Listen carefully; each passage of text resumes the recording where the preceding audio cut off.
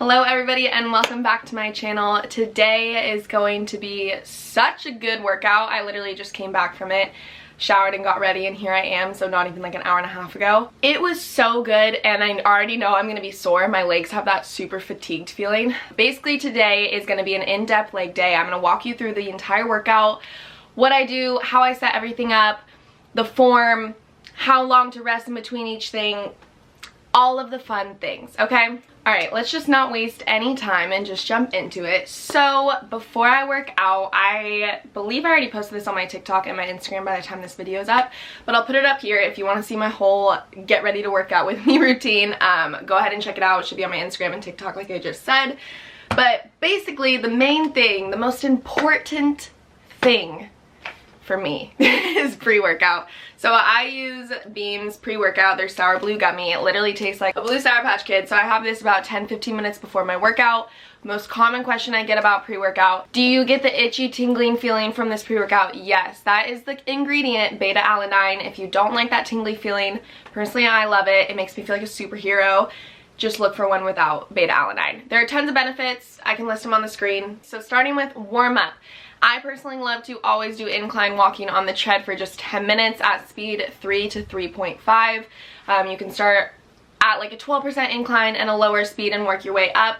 I like to get my body warm and slightly sweaty before I work out. I know a lot of people don't sweat, so don't think that to be warmed up you have to be sweating.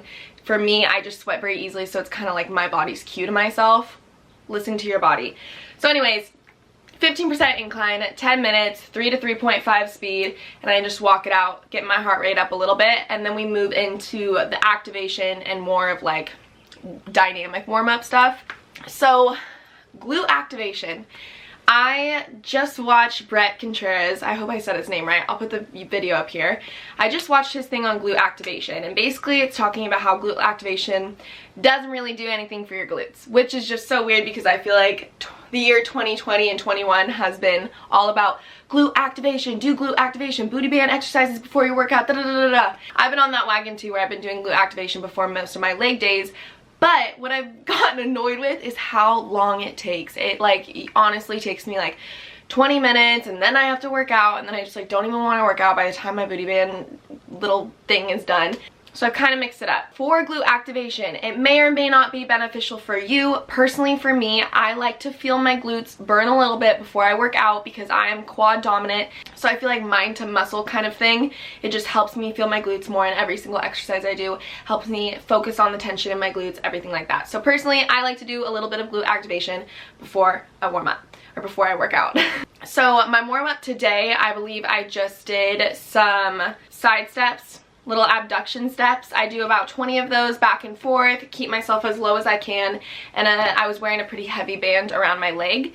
And then with the band still on my leg, I drop into 20 squats. While I'm doing these squats, they are slow and controlled. I'm feeling that tension in my glute the entire time.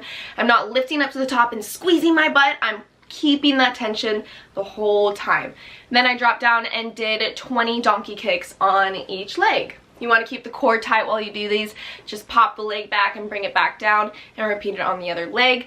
When it comes to glute activation, I don't really rest in between these things, and I repeat it 2 to 3 times. Once you're done, we're going to move in to the first exercise. To begin the workout, little tip, you always want to put the compound movements first. So heavy things like deadlifts, squats, hip thrusts, all those things that basically require your entire body to move the weight, you want to do those first because it requires the most energy. So you don't want to save those huge lifts for the end of your workout because you're already going to be fatigued, you're going to be tired, and it's going to be way harder to perform those exercises. So get the heavy, big compound lifts done first, and then you can do your accessory things at the end. When it comes to sumo deadlift and just basically compound movement lifts, these are usually my heavy lifts of the day. So rest. I usually rest for 60 to 90 seconds in between each set. Also with compound exercises, I don't really superset them together. I would never superset sumo deadlifts with hip thrusts because honestly I think I would pass out if I tried to do that. I will superset little things like you'll see later in the video, like band exercises in between a compound one, but I don't ever superset 2 huge compound movements. Okay, I want to talk about how to set up the deadlift when it's up on a squat rack, because I feel like that can be really intimidating. For me, I'll show you. I just walk up to it, grab it with my hands, and then walk away, flip it down, and put it onto the ground. If there's weight on the bar, take it all off before you do this, unless it's a weight you know you can handle. But if there are 35s, don't just try to pick this bitch up and walk back and put it down, because you'll probably pick that bitch up and then fall backwards. So be safe. Bring it up to your chest and put it back down. First exercise is sumo deadlifts. Now, I don't know about you guys, but for me, when I first started looking at sumo deadlifts and I was watching all of these videos of people doing it, I was like, is that a squat or is it a deadlift? Because from the side it looks like both. It honestly confused me. I'm like, do I lift it up as if I'm squatting? Do I keep my legs straight like a deadlift?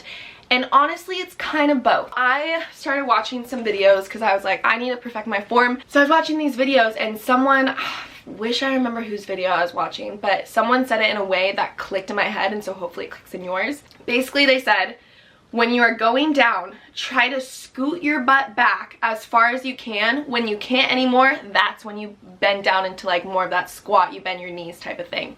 So that's kind of what I keep in my head. So I scoot my butt back as much as I can, and then I'll bend my down and drop into a knees. Sumo deadlift, mainly a deadlift, and then drops into a squat. I don't know how else to explain it. I know it can just be so confusing. I recommend just watching videos and videos on form and everything like that and kind of doing it overall. Also, before I go on, I totally forgot to put this disclaimer. My form may not be perfect in any of these things. Exercising and working out, I'm learning new things every single day. I'm learning new things about form every single day, about what I should and shouldn't do. So maybe I make some mistakes in this video, but it's all along that learning process, baby, okay? Be patient with it. Be patient. We're all learning. Back to the deadlifts. When I'm bringing the bar up and down, I am almost grazing my shins. I can feel the bar on my shins most of the time when I'm going up and down. You want to keep that bar as close to you as you can. Same thing like with the squats I did earlier. You want to keep that tension in that butt the entire time. It's not go up to the top and squeeze. It's just keep the tension, little squeeze at the top. But I want you to notice when I do that squeeze at the top, how to explain this? My head or my hips are not going in front of my head. I'm not like pushing myself forward. Everything is staying in line, and then just a slight squeeze, but still my spine is in line. I'm not pushing my hips in front of my body, if that makes sense. If you look at my spine is in a perfect line all the way up to the top of my skull. I'm not looking up, I'm not looking down. Everything's in a perfect neutral spine. You want to make sure that you're doing that. Don't look off to the side, don't look up. That really affects your spine and the whole situation of the workout. So we want a neutral spine, feet out, legs far apart. And then grazing the bar up, you're gonna stick your butt as much back as you can and then squat down. So anyways, that's deadlifts. Moving on to hip thrusts. I feel like every girl loves hip thrusts just because it's working the booty the most, and who doesn't love that? Personally, for me, I like to wear a band above my knees, and I also use a barbell pad. You can see it in the video, but this is it. I can link it down below. This basically just protects your hip bones so that like when you thrust up, the metal bar isn't going into your bone, because that just like wouldn't be cute. So it adds that extra protection. You can tell mine's definitely like worn out. I need to get a new one. She's given me some good use. And then I'm wearing this band, which is a medium band. I can also link this down below. With hip thrusts, when it comes to reps, same thing as the sumo deadlifts, all compound movements. It's about 60 to 90 seconds. I will say though, if you finish a set and it's time for you to move on to the next exercise and you still feel dizzy, you still feel like you're extremely out of breath, wait it out, bitch. Just let yourself calm down.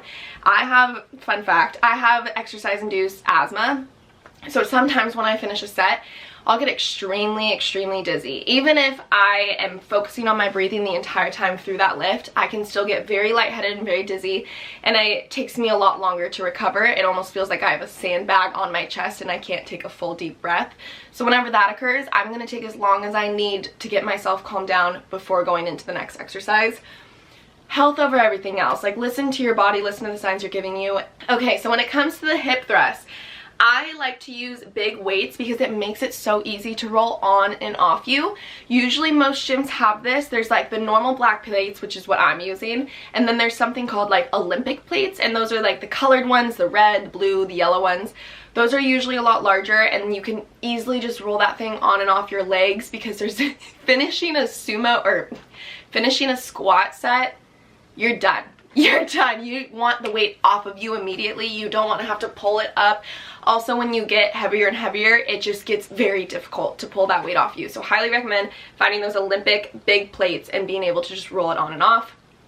When I get into the position, I'm going to put my back all the way up against a bench. If the bench is not weighted, you want to put it up against a stationary object or something that is weighted. So I put it on like a rack of a bunch of weights. Put it up against that. You want the bench to be right underneath your shoulder blades. So if you go up to the bench and you're still sitting on the ground on your butt and you realize it's like above the bottom of your shoulder blades, once you get yourself up, wiggle a little bit. I think I showed it in the video. Wiggle a little bit, get yourself to that point, and then you're good. I bring my feet in as close as I can to my chest. When you get up into the position, you want your shins to be straight, okay? You don't want them to be like this when you're just sitting there. You want your shins to be upright and straight. When you're ready, you're going to thrust upwards. And again, somebody said this in the video and it always clicked in my head and I think about it every time. Your tailbone is almost like an ice cream scooper. You're gonna scoop yourself up and bring yourself back down. Scoop yourself up, squeeze the glutes, and bring yourself back down. This is a very controlled movement. You're not just popping through these babies. You're taking your time, squeezing at the top. I usually hold it for 1 to 2 seconds and bring it back down. I really like to hold the last one for like 5 seconds just to feel that burn, and then I bring it back down. My chin is tucked the whole time. I keep my chin as close as I can to my body. Again, with the sumo deadlifts, my spine and my back stays straight. I'm not bending the top of my back. This is so hard to explain, but I feel like in a lot of times you'll see people that will they'll go down and they almost look like this because they're not keeping their core tight. You want to keep that core tight, keep the spine in that neutral position, and bring your whole body up and bring it back down. Not like this. You're bringing that whole thing up. Oh my god, what are my fitness videos? This is literally how I explain it to people, and I hope it makes sense because this is how it makes sense to me, you know? Again, with these, I like to keep the band around or on top of my knees. Kind of just helps me feel it in my glutes more. My toes are slightly pointed outwards, but you want your knees to be shoulder width apart. If you put a band on your knees and you're going up and you see your knees start caving inwards, take the band off. Get a lighter band or drop your weight. You don't want your knees to bow inside. You want them to stay outside. Like I said, I don't usually superset my compound movements except usually with hip thrusts. I always superset some kind of booty exercise. So I keep that band around the top of my knees, push the weight away, and you're gonna go into 20 abductions. Just flutter those legs 20 times. You're gonna get to 15 and you're gonna be like, no, I can't finish, but you're going to, and it's gonna burn and you're gonna love it after. You're gonna love your booty pump after this one. So straight into 20, no rest in between the hip thrusts and the abductions, and then after that you can do your 60 to 90 second rest. Breathe, calm down, and then we'll move on. I believe after this one I showed you guys how I unrack my weights. I'm pretty sure there are easier ways, but I get questions all the time about how I personally do it, so this is honestly how I do it. I go over to one side and I push it off like I'm just so annoyed, like get off of my bar, push it onto the floor, and then I pull the entire pole up onto the side and then stand it up, pull the pole out, and rack it, and then I'll rack the weights. That's how I like to do it. I know there's a thing where you put the bar up onto a plate and then you take it off and it makes it easier, but this is my aggressive way of doing it. Alright, so now I'm finished with the compound movements. Usually I'll do 2 compound movements, sometimes 3 depending on how much energy I have, but I also just didn't have that much time, and compound movements do take more time because they're slow and controlled and the rest is a little bit longer. So now we're going to move into more of the accessory movements. I think they're more fun. So for all of these accessory exercises that I'm going to be doing from here on out, just the rest of the workout, my rest is basically 30 to 45 seconds. I don't need too much. I'm not putting so much energy into it, so your body doesn't need as long to recover. So 30 to 45 seconds is normally good, but again, like I said earlier, if your body's giving you the signs that it needs a longer rest, give yourself a little bit longer rest. Walking lunges, number 1. Walking lunges, I don't know what it is about them, but they make me sore every single time. I genuinely don't understand like what it is, but they make me sore every single time. I take 2 dumbbells on each side. You are going to just do some walking lunges. Try not to let your knee touch the ground, just because that's not great for your knee to constantly hit the ground every single time. You want to get right above and then come right back up. You are driving through the front heel, so whatever leg is in front, you are pulling yourself up through that heel. I like to lean over my front knee just to mainly focus on driving up through that front heel and feeling it mainly through that front leg. You don't want to be pushing up with the back leg. The back leg should honestly just be chilling back there and dragging along behind you. Just keep the weight in front of or right next to that front knee. Push up through the heel. I usually do 20, like 10 there, 10 back. And yeah. Now it's an accessory movement, so of course we're gonna superset. So I superset this with banded clams.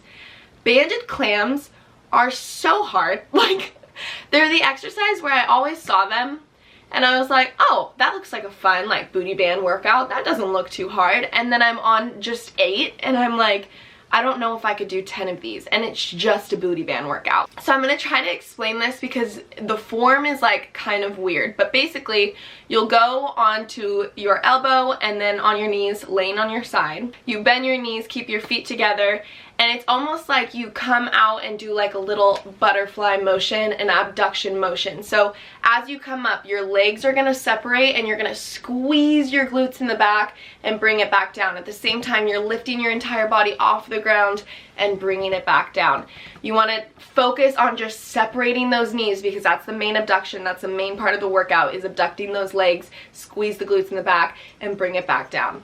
I'm telling you, these are so hard, and if you can't do it with a band, do it without a band, and it's still pretty difficult. Just up your reps. And then we moved on to the next thing, back extensions. Back extensions, I feel like scare a lot of people because people don't trust the machine. Like the girls I train, whenever they get on it, I have to give them a pep talk of like, you won't eat shit, you won't fall on your face. The machine has you. There's literally no way for your leg to come out of it because your heel is locked in. So for me, I lower the machine all the way down because I have very short legs, and then I just pop on. You can do this exercise without weights and it will still burn, but I like to hold on to a 10-pound at first.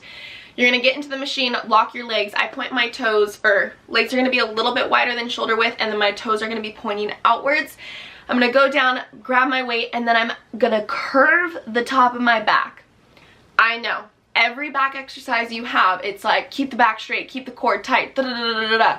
Back extensions, you want to round the upper back. The reason for this is that it actually helps to turn off that lower back muscles, the erector spinae. It helps turn off all of those muscles so that you feel it more in your glutes. So round the back, and you're going to think about pulling yourself up with your ass. Just pull yourself up with the glutes.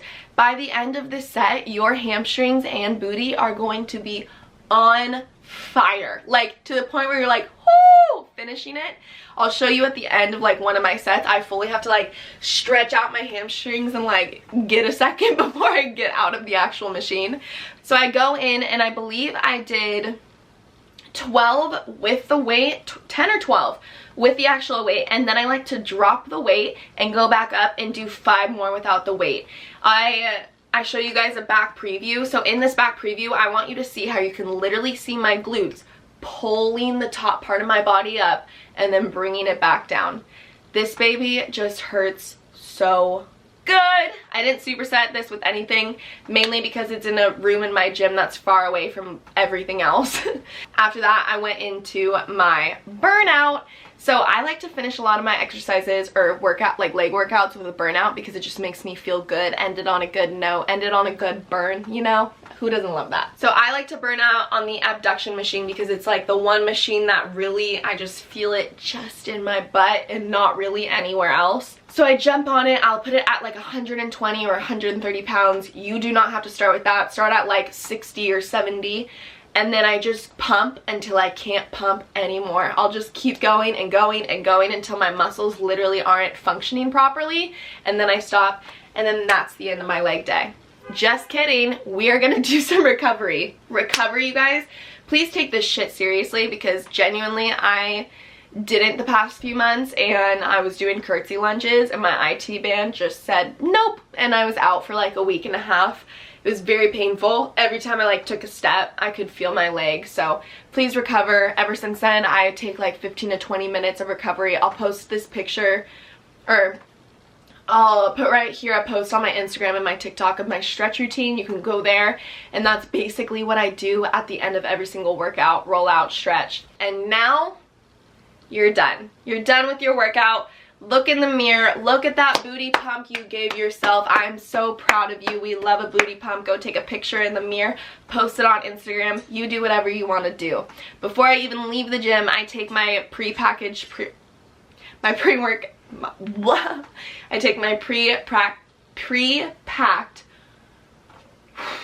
take my pre-packed protein shake, fill it up with water, shake it, chug it before I even leave the gym. That way I get my protein in me, and when I get home I don't have to rush to the fridge and be like, okay, gotta eat something because I just finished my workout. I can like shower, chill, and then I can eat later on.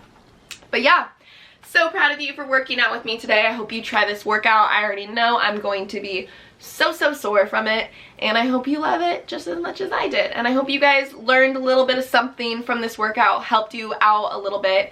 My barbell pad, my booty bands, and my pre-workout, I'll link everything down there for you below. And comment any other workouts that you guys want to see me talk about.